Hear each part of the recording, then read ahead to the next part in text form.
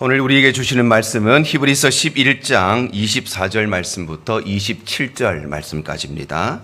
믿음으로 모세는 장성하여 바로의 공주의 아들이라 칭함받기를 거절하고 도리어 하나님의 백성과 함께 고난받기를 잠시 죄악의 낙을 누리는 것보다 더 좋아하고 그리스도를 위하여 받는 수모를 애굽의 모든 보화보다 더 큰 제물로 여겼으니 이는 상 주심을 바라봄이라.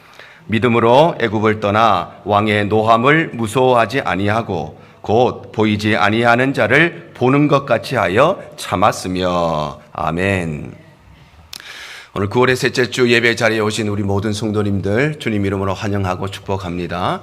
우리 광고에서 말씀드렸듯이 이번 주 금요일부터 주일까지 우리 영적 각성 집회가 있습니다. 우리 한 분도 빠지지 마시고 함께 은혜의 자리에 함께 하시기를 바랍니다. 믿음장이라고 불리는 이 히브리서 11장의 말씀은 언제든지 어디에서든지 누구에게든지 분명하게 보여줄 수 있는 확실한 믿음의 증거물, 확실한 믿음의 물증을 얻었던 우리 믿음의 선배들에 대해서 말씀하면서 오늘은 모세의 믿음에 대해서 말씀을 하고 계십니다. 모세는 120년의 인생을 살았는데 이 120년의 모세의 인생은 크게 세 부분으로 정리를 할 수 있습니다. 첫 번째 부분은 애굽의 왕자로 삼았다 40살까지의 인생이고, 두 번째는 광야에서 양을 치며 살았던 80살까지의 인생이고, 그리고 세 번째는 바로 이스라엘의 영도자로 살았던 마지막 120살까지의 인생이 바로 이 모세의 인생입니다. 이처럼 모세의 인생은 정확히 40년씩 이렇게 세 등분으로 나눌 수 있는데, 왜냐하면 모세는 자신의 인생의 매우 중요한 고비마다 위대한 믿음의 결단을 내렸기 때문입니다. 그렇다면 중요한 것은 이 모세의 삶에 나타나는 믿음이란 무엇인가? 오늘은 모세를 통해서 믿음이 무엇인가를 함께 나누기를 원합니다. 첫 번째로 믿음이란 무엇인가? 믿음이란 거절하기로 결단하는 것입니다. 바로 믿음이 무엇인가? 믿음은 그것이 나에게 아무리 큰 유익과 이익을 가져다 준다 할지라도, 그것이 나에게 아무리 대단한 기쁨이 되고 즐거움을 가져다 준다 할지라도 그것이 하나님 앞에서 옳지 않은 일이면, 그것이 하나님이 기뻐하시지 않는 일이면 그것을 단호하게 거절하기로 결단하는 것, 그것이 바로 믿음인 것입니다. 노예로 팔려갔던 요셉이 수많은 역경과 고난을 돌파하고 또 애굽의 총리가 된 이후에 그의 아버지였던 야곱과 그의 모든 형제들은 가나안 땅에서부터 애굽으로 내려와서 그곳에 정착하고 살았습니다. 창세기 47장 1절이 이렇게 말씀합니다. 요셉이 바로에게 가서 고하여 이르되 내 아버지와 내 형들과 그들의 양과 소와 모든 소유가 가나안 땅에서 와서 고센 땅에 있나이다. 바로 요셉의 모든 가족들은 가나안 땅으로부터 애굽 땅으로 이민을 해와서 특별히 나일강 하류에 있었던 고센이라고 하는 지역에 정착하고 살아가기 시작한 것입니다. 그리고는 350년의 시간이 지나면서 이스라엘 백성들은 매우 번성해졌습니다. 출애굽기 1장 6절과 7절이 말씀합니다.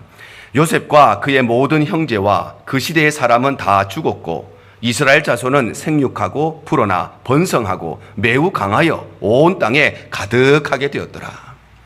바로 요셉과 그의 형제들, 즉 가나안 땅에서 애굽으로 이주를 해왔던 1세대들과 그들의 자녀들이 모두 다 죽고 난 후에 이스라엘 백성들은 점점점 생육하고 번성하여서 애굽 땅에 가득하게 되었는데, 이때가 바로 요셉이 죽고 난 후에 약 280년이 지난 때였습니다. 그런데 애굽의 왕은 이스라엘 백성들이 이처럼 많아지고 이처럼 번성해지자 혹시나 이스라엘 백성들이 자기들끼리 힘을 합쳐서 자기를 대적하게 될까봐 이 애굽의 바로 왕은 두려움에 휩싸이기 시작했습니다. 그래서 처음에는 이스라엘 백성들에게 큰 건축물을 짓는 심한 중노동을 시키기도 하고, 또는 히브리 산파를 불러서 남자아이가 태어나면 은밀하게 죽이라고 그런 명령을 내리기도 했습니다. 그런데 이스라엘 백성들은 핍박을 받으면 받을수록 더 번성해지고 학대를 받으면 받을수록 더 번성해지게 됩니다. 그래서 바로 왕은 결국 모든 남자아이가 태어나면 모두 다 나일강에 던져 죽이라고 공식적인 명령을 내립니다. 출애굽기 1장 22절입니다. 그러므로 바로가 모든 백성에게 명령하여 이르되 아들이 태어나거든 너희는 그를 나일강에 던지고 딸이거든 살려두라 하였더라. 바로 애굽의 바로 왕은 이스라엘 백성들의 모든 가정에서 딸아이가 태어나면 살려두고 남자아이가 태어나면 나일강에 던져서 죽이라고 은밀하게 명령한 것이 아니라 대놓고 모든 백성들에게 합법적이고 공식적으로 대국민 담화로 발표를 했다는 것입니다. 그런데 바로 이러한 때에 오늘 본문에 나오는 모세가 태어납니다. 출애굽기 2장 1절에서 2절 상반절입니다. 레위 가족 중 한 사람이 가서 레위 여자에게 장가들어 그 여자가 임신하여 아들을 낳았다. 바로 모세는 남자로 태어나면 아무 이유 없이 그냥 죽어야 하는 그런 상황에 이 모세가 남자로 태어났다는 것입니다. 그런데 그들의 부모는 이 아들을 그냥 죽일 수가 없었기 때문에 그래서 갈대 상자에 이야기를 담아서 나일강에 띄어보내게 되는데 참으로 다행스럽게 애굽의 공주가 이 모세를 발견하게 되죠. 출애굽기 2장 5절에서 6절과 10절 상반절입니다. 바로의 딸이 목욕하러 나일강으로 내려오고 시녀들은 나일 강가를 거닐 때에 그가 갈대 사이의 상자를 보고 시녀를 보내어 가져다가 열고 그 아기를 보니 아기가 우는지라 그가 불쌍히 여겨 이르되 이는 히브리 사람의 아기로다. 그 아기가 자라매 바로의 딸에게로 데려가니 그가 그의 아들이 되니라. 바로 모세는 남자로 태어났다는 이유 때문에 아무런 이유도 없이 무조건 죽어야 하는 그런 상황에 태어났지만 다행스럽게 애굽의 공주에게 발견됨으로써 모세는 목숨을 건지게 되었을 뿐만 아니라 나아가서는 이 공주의 양자로 입적이 된 것입니다. 그런데 그럼에도 불구하고 모세는 바로의 공주의 아들이라 칭함받기를 거절했다고 말씀합니다. 오늘 본문 24절입니다. 믿음으로 모세는 장성하여 바로의 공주의 아들이라 칭함받기를 거절했다 이렇게 말씀합니다. 물론 여기에서 모세가 바로의 공주의 아들이라 칭함받기를 거절했다는 이 말은 모세가 자기에게 주신 사명, 자기에게 주신 소명의식을 분명히 하고 그래서 의도적이고 능동적으로 이것을 거절했다는 것이 아니라 이것은 하나님께서 그의 삶을 인도해 주시는 가운데 구속사적인 관점에서 그의 삶을 해석하는 것입니다. 바로 모세는 사람을 죽이고 미디안 광야로 도망을 쳤습니다. 그런데 그럼에도 불구하고 하나님께서는 이 땅에 일어나는 모든 일들과 모든 사건들과 모든 환경들과 모든 것들을 다스리시고 통치하시고 지배하시고 주관하시는 분이시기 때문에 모세는 사람을 죽이는 실수를 벌이고 그리고 미디안 땅으로 도망을 치고 말았지만 하나님께서는 이 모든 사건들을 이스라엘 백성들을 구원해내는 일에 선용해서 사용하셨다는 것입니다. 그래서 오늘 성경은 모세가 믿음으로 바로의 공주의 아들이라 칭함받기를 거절했다고 말씀하는 것입니다. 그러므로 믿음이란 무엇인가? 믿음이란 그것이 나에게 아무리 큰 이익이 되고 아무리 큰 유익이 되어도 그것이 나에게 아무리 대단한 기쁨을 가져다 주고 아무리 대단한 즐거움을 가져다 주어도 그것이 하나님 앞에서 옳지 않은 일이면 그것이 하나님이 기뻐하시지 않는 일이면 그것을 과감하게 거절하기로 결단하는 것. 그것이 바로 믿음인 것입니다. 그래서 요셉은 보디발의 아내의 유혹을 받았을 때에 단호히 거절했던 것입니다. 창세기 39장 7절에서 8절 상반절입니다. 그 후에 그의 주인의 아내가 요셉에게 눈짓하다가 동침하기를 정하니 요셉이 거절했다 말씀합니다. 요셉은 그의 유혹을 받아들이면 눈 한 번만 찔끔 감고 그 유혹에 넘어가주면 평생 동안 돈 걱정 안 하고 살아가는 인생, 평생 동안 성공과 출세가 보장된 삶을 살 수도 있었지만 그것이 나에게 엄청난 유익이 되는 일일 수도 있었지만 그러나 그것이 하나님 앞에서 옳지 않은 일이었기 때문에 그것은 하나님이 원하시지 않고 하나님이 기뻐하시지 않는 일이었기 때문에 그 유혹을 단호히 거절했던 것입니다. 욥도 마찬가지입니다. 욥기 2장 9절에서 10절입니다. 그의 아내가 그에게 이르되 당신이 그래도 자기의 온전함을 굳게 지키겠느냐? 하나님을 욕하고 죽으라. 그가 이르되 그대의 말이 한 어리석은 여자의 말 같도다. 우리가 하나님께 복을 받았은즉 화도 받지 아니하겠느냐 하고 이 모든 일에 욥이 입술로 범죄하지 아니하니라. 바로 욥은 아무런 이유도 없이 사랑하는 모든 자식들을 잃었습니다. 그 많던 재산도 다 잃었습니다. 결국에는 자신의 건강까지도 다 잃었는데 그런데 우리에게 고난을 허용하시는 하나님을 욕하고 죽으라고 하는 그 아내의 말을 단호히 거절했던 것입니다. 왜냐하면 그 아내의 말이 틀려서가 아니라 아내의 말이 다 맞죠. 열심히 신앙생활 했는데 어떻게 재산이 다 날아가고 열심히 하나님을 섬겼는데 건강도 잃어버리고 열심히 교회를 섬겼는데 어떻게 자식들이 다 죽습니까? 그의 아내의 말은 다 맞는 말입니다. 그런데 그 말이 틀려서가 아니라 그것은 하나님 앞에서 옳지 않는 일이었기 때문에 그래서 욥은 그 말을 단호하게 거절했던 것입니다. 예수님도 마찬가지입니다. 마태복음 4장 7절입니다. 예수께서 이르시되 또 기록되었으되 주 너희 하나님을 시험하지 말라 하였느니라.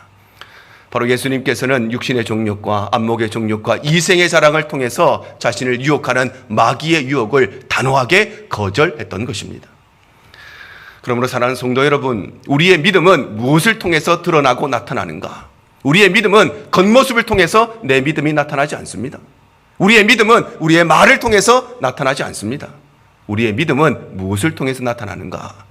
우리가 이 땅에서 받는 수많은 유혹들을 얼마나 거절할 수 있느냐를 통해서 우리의 믿음이 나타나는 것입니다.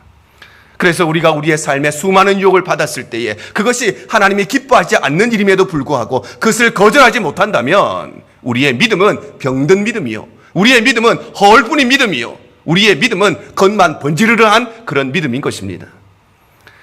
우리의 인생에 얼마나 유혹이 많습니까? 세상에 나가면 돈에 대한 유혹이 얼마나 많습니까? 불법을 해서라도, 반칙을 써서라도 돈을 많이 갖고 싶은 그런 유혹이 우리의 눈앞에 있습니다. 권력에 대한 유혹들, 명예에 대한 유혹들, 성적인 유혹들 얼마나 많이 있습니까? 사랑하는 성도 여러분, 내게 그것이 아무리 큰 기쁨이 된다 할지라도, 그것이 나에게 아무리 큰 유익이 된다 할지라도 하나님께서 원하시지 않는다면 그것을 단호히 거절하시기를 바랍니다. 우리의 신앙생활도 마찬가지 아니겠습니까? 주일 아침이 되면 예배 빼먹고 다른 데 놀러 가고 싶은 유혹이 왜 없겠습니까? 우리의 신앙생활 마찬가지 아니겠습니까? 구역장님에게는 제가 오늘 몸이 아파서 오늘 못 가겠습니다. 교구 목사님에게는 제가 이래서 못 가겠습니다. 이야기하지만, 그러나 핑계대고 다른 데 놀러 가고 싶은 유혹, 핑계대고 골프 치러 가고 싶은 유혹, 그런 유혹이 왜 없겠습니까? 온전한 헌금을 하나님께 드리지 않고 내가 좀 쓰고 싶은 유혹이 왜 없겠습니까? 그럼에도 불구하고 우리에게 닥쳐진 그 유혹 앞에 우리 모든 성도님들 과감하게 결단하시고 거절하시기를 바랍니다.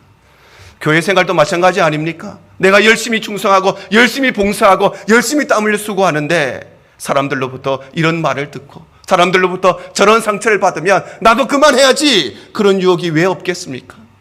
나는 주일 아침부터 새벽부터 나와서 봉사하는데 내 주변에 둘러보니 사람들은 편안하게 교회 와서 편안하게 예배드리고 편안하게 밥 먹고 편안하게 집에 가는 사람 보면 나도 그냥 저렇게 교회 생활할까? 그런 유혹이 왜 없겠습니까? 사랑하는 성도 여러분, 그런 유혹이 올 때마다 그 유혹을 과감하게 결단하시고 거절하시기를 바랍니다. 그래서 우리가 거절해야 될 것을 거절할 때에 하나님께서는 우리의 삶에 누구에게든지 언제든지 분명하게 보여줄 수 있는 확실한 믿음의 증거물을 우리의 삶에 반드시 허락해 주실 줄로 믿습니다. 두 번째로 믿음이란 선택하기로 결단하는 것입니다.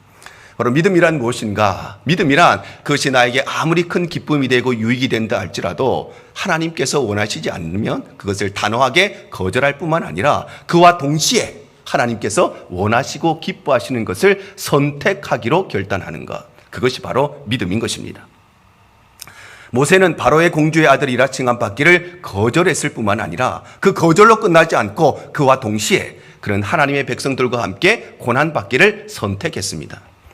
오늘 보면 25절이 이렇게 말씀합니다. 도리어 하나님의 백성과 함께 고난받기를 잠시 죄악의 낙을 누리는 것보다 더 좋아했다, 이렇게 말씀합니다. 여기서 더 좋아했다는 것은 어떤 것과 어떤 것을 비교해서 어떤 하나를 더 좋아했다는 것이 아니라 여기서 좋아했다는 것은 굳이 안 해도 되지만, 굳이 그렇게 안 해도 되지만 그러나 적극적이고 능동적으로 그것을 선택했다는 것입니다. 바로 모세는 바로의 공주의 아들이라 칭함받기를 거절했을 뿐만 아니라 나아가서는 그와 동시에 굳이 그렇게 하지 않아도 됨에 불구하고 하나님의 백성들과 함께 고난받기를 적극적이고 능동적으로 선택을 했다는 것입니다. 나일강에서 모세를 발견하고 이 모세를 양자로 삼았던 이 공주는 핫셉투스라고 하는 공주인데, 역사의 기록에 의하면 이 공주는 애국의 많은 사람들 중에, 공주들 중에 한 명이 아니라 그 당시 바로 왕의 하나밖에 없는 무남 동료 외동딸이었습니다.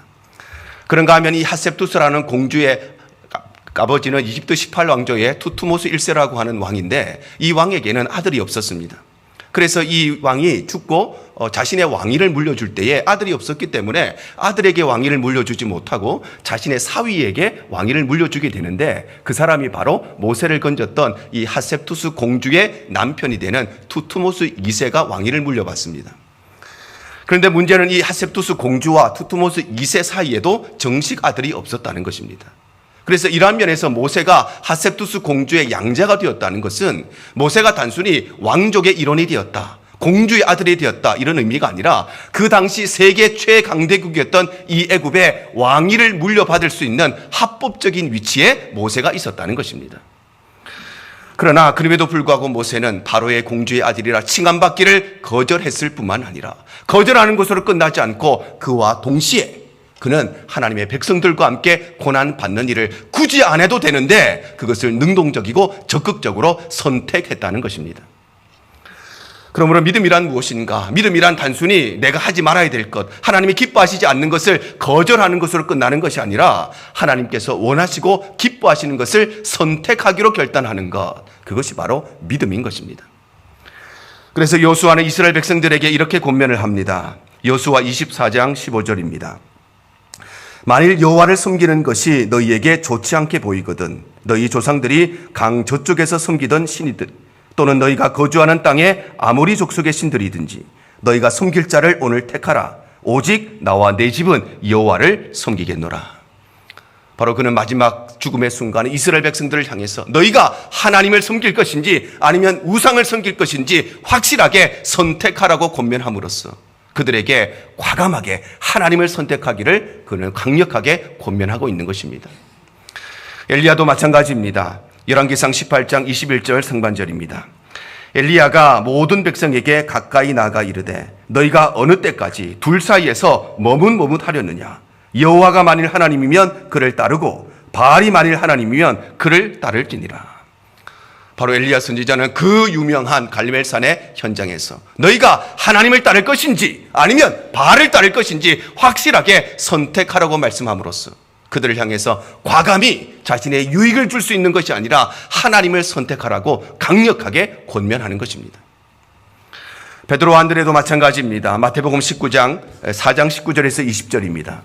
말씀하시되 나를 따라오라. 내가 너희를 사람을 낚는 어부가 되게 하리라 하시니 그들이 곧 그물을 버려두고 예수를 따르니라. 바로 베드로와 안드레는 예수님의 부르심 앞에 자신의 전 재산이라고 할 수 있는, 자신의 전부라고 할 수 있는 이 그물을 버려두면서까지 그들은 예수님을 따르는 일을 선택하기로 결단했다는 것입니다. 그런데 참으로 안타깝게도 우리 인류의 조상이었던 아담과 하와는 그렇지를 못했습니다. 창세기 3장 6절입니다. 여자가 그 나무를 본즉 먹음직도 하고 보암직도 하고 지혜롭게 할 만큼 탐스럽기도 한 나무인지라. 여자가 그 열매를 따먹고 자기와 함께 있는 남편에게도 주매 그도 먹은지라. 바로 아담과 하와는 선악과를 따먹는 날에는 반드시 죽을 것이라고 하나님께서 그렇게도 분명하게 말씀하셨음에도 불구하고 그들은 하나님의 말씀이 아니라 내 눈에 보기에 좋은 자신의 욕심과 자신의 탐욕을 선택하고 말았던 것입니다. 아브라함의 조카였던 롯도 마찬가지죠. 창세기 13장 10절과 13절입니다. 이에 롯이 눈을 들어 요단 지역을 바라본즉 소알까지 온 땅에 물이 넉넉하니 여호와께서 소돔과 고모라를 멸하시기 전이었으므로 여호와의 동상 같고 애굽 땅과 같았더라. 소돔 사람은 여호와 앞에 악하여 큰 죄인이었더라 말씀합니다. 바로 롯은 소돔과 고모라가 여호와 앞에서 큰 악하여 큰 죄악을 범하고 있는 그런 도성이라는 것을 알고 있었습니다. 소돔과 고모라 땅에 가서 정착할 때에 그 땅이 죄악의 도시라는 것을 모르고 간 것이 아니었습니다. 그곳은 하나님이 기뻐하시지 않은 일이 넘쳐나고 죄악이 넘쳐나는 곳이 다 알고 있었는데 거기에 가야 내가 더 많은 돈을 벌 수 있을 것, 내게 더 많은 유익과 더 많은 이익이 있을 것 같아서 그래서 그는 자기의 눈에 보기에 좋은 소돔과 고모라를 선택하고 말았던 것입니다. 그의 인생의 결론을 우리가 잘 알고 있듯이 이 잘못된 선택으로 인하여서 그의 인생은 물론이요, 그의 가정은 물론이요, 그의 자녀들은 물론이요, 그의 모든 후손들이 하나님의 저주를 받고 마는 것입니다. 바울의 동역자였던 데마도 마찬가지입니다. 디모데후서 1장 10절 상반절입니다. 데마는 이 세상을 사랑하여 나를 버리고 데살로니가로 갔다 말씀합니다. 이 데마라고 하는 사람은 한때는 바울 사도와 함께 그렇게도 복음을 위해서 수고하고 충성하고 헌신한 사람이었습니다. 그렇게도 교회를 위해서 열심히 수고한 사람이었고, 왕년에 이 사람보다 더 열심히 한 사람은 없었지만 왕년에는 그렇게 열심히 신앙생활하고 그렇게 열심히 봉사했는데, 그런데 그의 신앙이 점점 게을러지고 나태해지고 그는 결국 세상을 선택하여 세상으로 떠나고 말았다고 성경이 기록하는 것입니다. 왜냐하면 죄악에는 우리에게 주는 기쁨이 있기 때문입니다.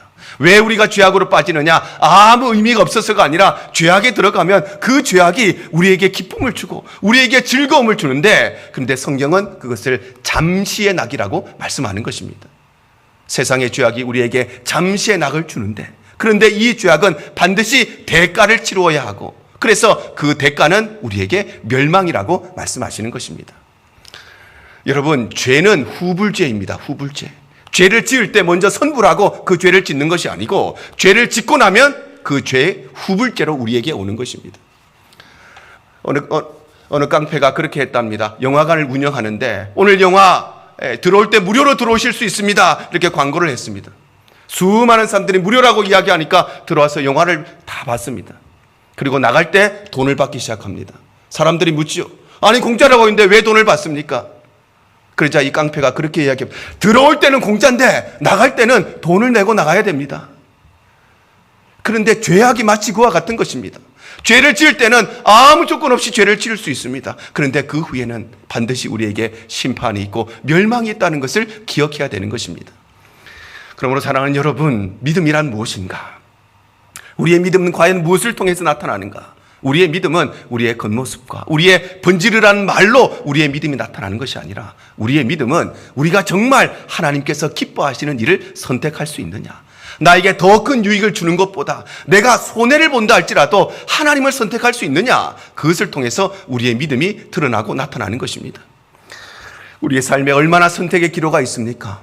우리의 인생을 살다 보면 하나님을 선택해야 될 것인지 세상을 선택해야 될 것인지 우리는 날마다 선택의 기로에 섭니다.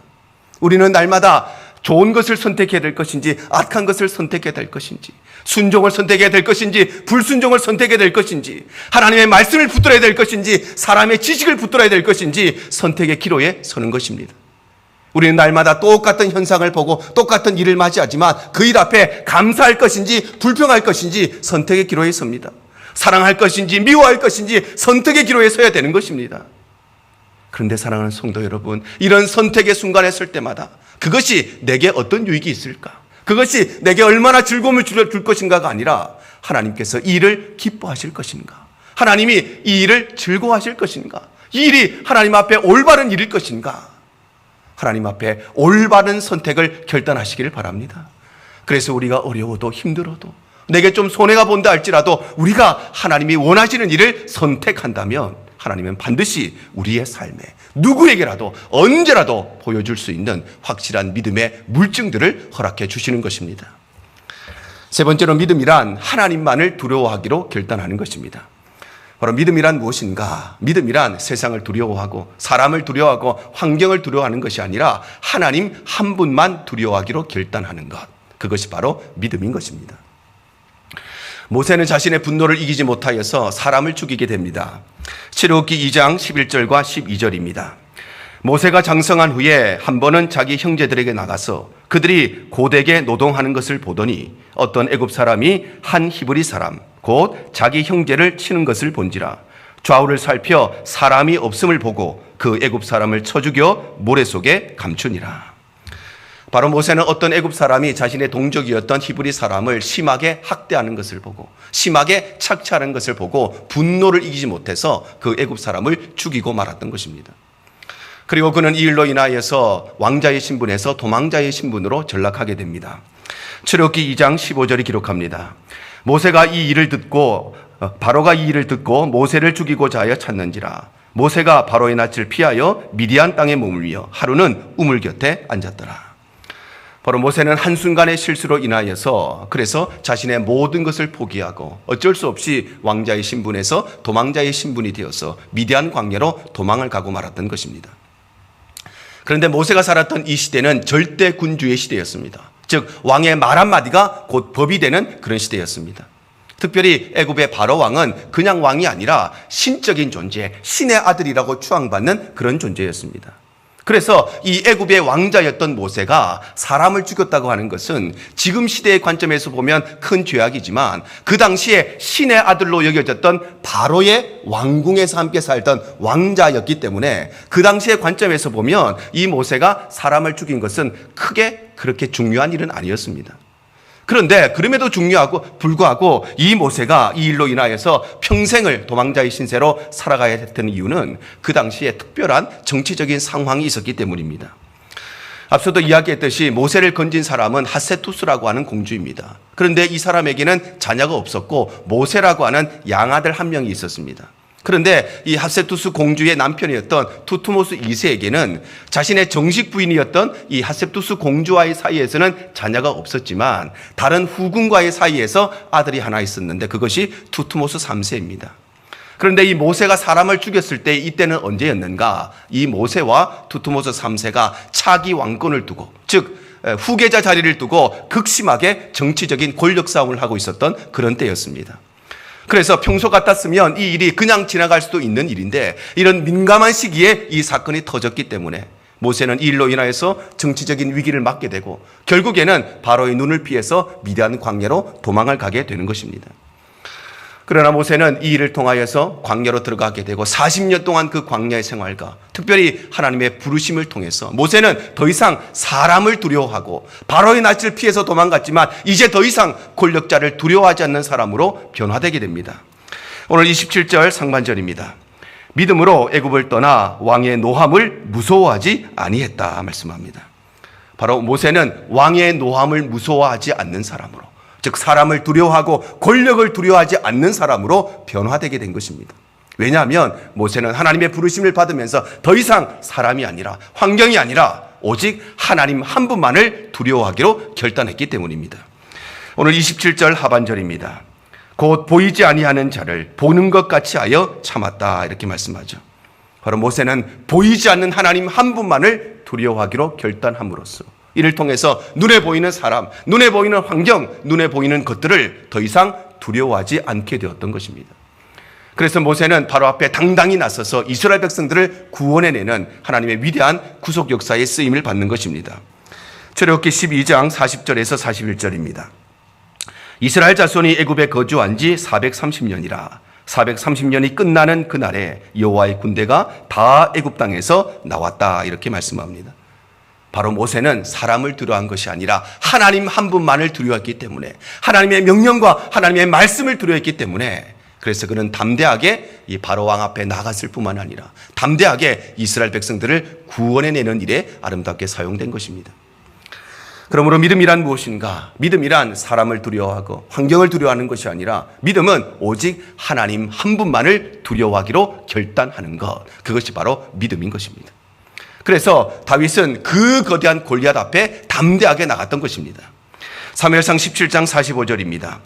다윗이 블레셋 사람에게 이르되 너는 칼과 창과 단창으로 내게 나아오거니와 나는 만군의 여호와의 이름 곧 네가 모욕하는 이스라엘 군대의 하나님의 이름으로 내게 나아가노라. 바로 다윗은 그 거대한 용사를 두려워하는 것이 아니라 그 거대한 전쟁을 잘하는 골리앗을 두려워하는 것이 아니라 하나님을 두려워했기 때문에 그래서 그는 담대하게 골리앗 앞에 나설 수 있었던 것입니다.